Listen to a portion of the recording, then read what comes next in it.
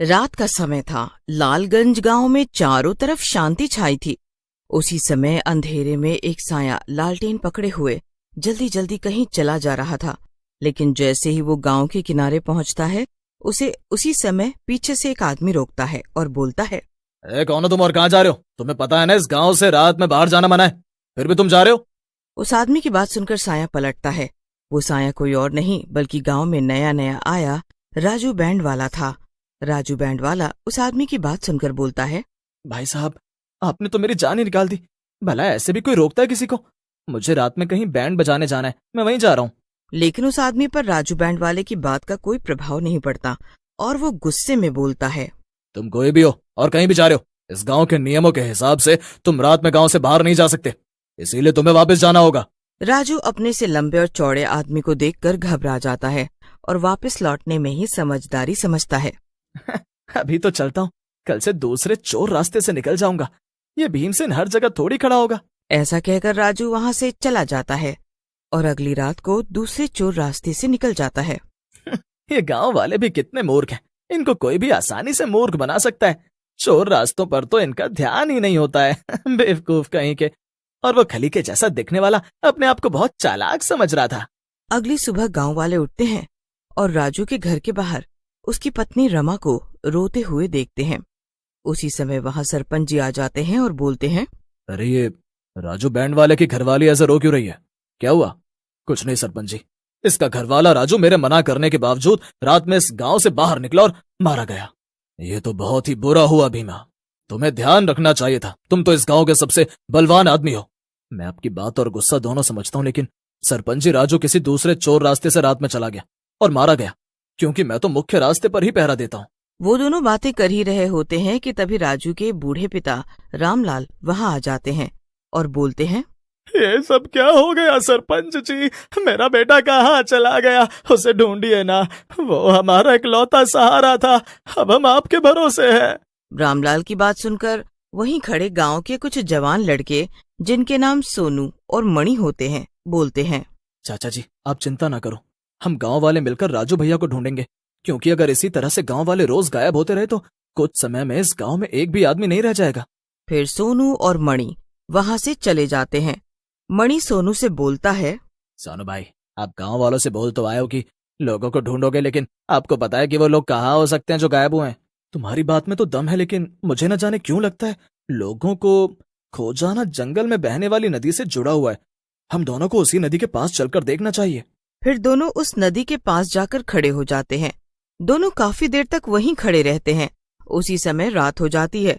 सोनू को भूख लग जाती है। वो मणि से बोलता है, अरे मणि, मुझे भूख लग रही है, मैं कुछ खाने को देख कर आता हूँ। अगर तुझे यहाँ डर लग रहा है तो तू भी मेरे साथ आ सकता है।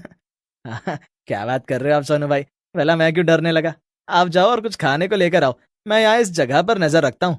फिर सोनू वहां से चला जाता है और मणि वहीं नदी के किनारे खड़ा होकर उसका इंतजार करने लगता है। थोड़ी देर बाद ही नदी में हलचल होने लगती है। अरे बाप रे, ये नदी में इतनी हलचल क्यों हो रही है? कहीं इस नदी में मगरमच्छ तो नहीं है? मुझे थोड़ा पीछे खड़ा हो जाना चाहिए। ऐसा कहकर मणि पीछे हो जाता है। उसी समय नदी में से एक बड़ा सा पंजा निकलता है और मणि को पकड़ लेता है। मणि डर के मारे जोर जोर से चिल्लाने लगता है, बचाओ सोनू भैया बचाओ, ये हाथ मुझे नदी के भीतर खींच रहा है, मुझे बचाओ सोनू भैया। उसी समय सोनू भी वहां आ जाता है और यह दृश्य देखकर सुन्न हो जाता है। हे भगवान, ये सब क्या है? ऐसे तो ना कभी देखा ना सुना, इतना बड़ा हाथ। लगता है इस नदी पर कोई शैतानी साया है। फिर सोनू वहां से चला जाता है और एक पेड़ के नीचे परेशान होकर बैठ जाता है। उसी समय वहां पर एक साधु आते हैं। साधु सोनू को देखकर बोलते हैं, क्या हुआ बेटा, इतना उदास और परेशान कैसे बैठे हो? क्या हुआ, कोई समस्या है क्या? बाबा आप यहाँ से जाओ, आप मेरी समस्या को नहीं सुलझा सकते। मेरे पास आपको देने के लिए कुछ भी नहीं है। बेटा, वैसे भी तू हम जैसे साधु को क्या दे देगा? हम तो साधु होते ही इस दुनिया को देने के लिए हैं। चल बता अपनी समस्या, शायद मैं तेरी कुछ मदद। सोनू को साधु बाबा की बातों में सच्चाई दिखती है और वो उन्हें रात को हुई दुर्घटना के बारे में बताते हैं। बाबा, अगर मैं रात में खाना लाने नहीं गया होता तो मणि की मौत नहीं होती। इस नदी ने गांव वालों के साथ साथ मेरे दोस्त को भी निगल लिया और मैं कुछ नहीं कर पाया। मैं अब गांव किस मुंह से जाऊंगा? तू परेशान क्यों हो रहा है बेटा? जो भी हुआ उसमें तेरा कोई हाथ नहीं था बेटे। ये सब तो उस चुड़ैल का किया धरा है। क्या कहा बाबा? चुड़ैल? तो मैंने जो हाथ देखा क्या वो चुड़ैल का था? मुझे कुछ समझ नहीं आ रहा है, जरा विस्तार से पूरी बात बताइए। तू सच्ची आत्मा है और छोटे बच्चे की तरह साफ दिल का है। तू ही उस चुड़ैल से मुकाबला कर सकता है और अपने गांव वालों और दोस्तों को बचा सकता है। बाबा की बात सुनकर सोनू हैरान हो जाता है और खुश होकर बोलता है, क्या कह रहे हैं बाबा जी आप? आपकी बातों से तो लगता है कि जैसे मेरे गांव वाले और मेरा प्यारा दोस्त मणि जिंदा है।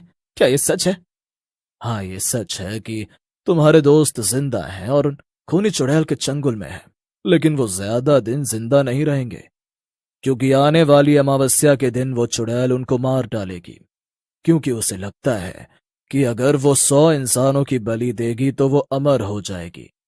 फिर तो बाबा मैं अभी जाता हूं और उस चुड़ैल से अपने दोस्तों को छुड़ा कर लाता हूं।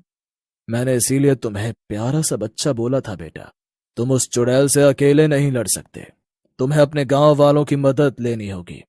जाओ और अपने सरपंच को इस बारे में जाकर बताओ। फिर सोनू बाबा से आज्ञा लेकर गांव चला जाता है और सरपंच को बाबा के साथ हुई पूरी बात बताता है, जिसे सुनकर सरपंच बोलते हैं, अगर ये बात सही है तो पूरा गांव तुम्हारे साथ है। हम अपने गांव वालों को बचाने के लिए कुछ भी करेंगे। फिर सरपंच और सोनू गांव वालों के साथ मिलकर जंगल में चले जाते हैं। वहां उन्हें साधु बाबा ध्यान लगाए हुए दिखते हैं। सरपंच बाबा को पहचान जाते हैं और सोनू से बोलते हैं, अरे सोनू बेटा, ये तो बहुत बड़े संत हैं। ये तुम्हें कहां से मिल गए? इनके तो दर्शन से ही सारे पाप धुल जाते हैं। उसी समय साधु बाबा अपनी आंखें खोलते हैं और सोनू को पास बुलाते हुए एक त्रिशूल देते हैं और बोलते हैं, ये शिव भगवान का पवित्र त्रिशूल है। तुम इस त्रिशूल को चुड़ैल के माथे पर गाड़ देना। त्रिशूल लगते ही वो चुड़ैल मर जाएगी और गांव वाले उसके जादू से आजाद हो जाएंगे। जैसे ही सोनू त्रिशूल को पकड़ता है, वो साधु बाबा वहां से गायब हो जाते हैं। सरपंच जी, मैं अब उस चुड़ैल को बुलाने जा रहा हूँ। आप सब गांव वालों को लेकर छुप जाओ और जब मैं आपको इशारा करूंगा तब आप सब बाहर आकर चुड़ैल पर हमला कर देना। ऐसा कहकर सोनू नदी के किनारे जाता है और जोर से चिल्लाता है। सोनू के चिल्लाने पर नदी के पानी में हलचल होती है और वही खूनी हाथ बाहर आता है, लेकिन जैसे ही हाथ उसकी ओर बढ़ता है, वो पवित्र त्रिशूल को उस हाथ से छू देता है। जैसे ही वो उस हाथ को छूता है, हाथ जलने लगता है। साधु बाबा की जय हो, ये पवित्र त्रिशूल तो सच में बहुत ही ताकतवर है। जैसे ही हाथ जलता है, वहां पर एक देवता आ जाते हैं और सोनू को बोलते हैं, सोनू, तुम्हारा शुक्रिया, तुमने मुझे इस चुड़ैल के चंगुल से आजाद करा दिया। मैं तुम्हें आशीर्वाद देता हूँ कि तुम इस चुड़ैल से जीत जाओ और इंसानियत को बचाओ। ऐसा कहकर देवता गायब हो जाते हैं। उसी समय चुड़ैल भी गुस्से में बाहर आती है और बोलती है, कौन है वो दुष्ट जिसने मेरे जादू को तोड़ा? मैं उसकी जान ले लूंगी। अपने सामने खड़े सोनू को देख चुड़ैल हंसने लगती है। तो तू है वो जिसने मेरे जादू को तोड़ा?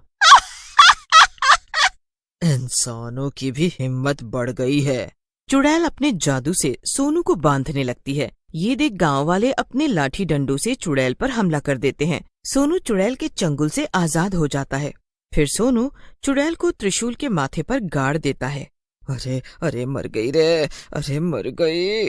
नास मिटो, तुम सबने मिलकर मेरे किए कराए पर पानी फेर दिया रे। हाय रे हाय, मर गई। चुड़ैल नीचे गिरकर मर जाती है और मणि और बाकी के गांव वाले चुड़ैल के जादू से आजाद हो जाते हैं।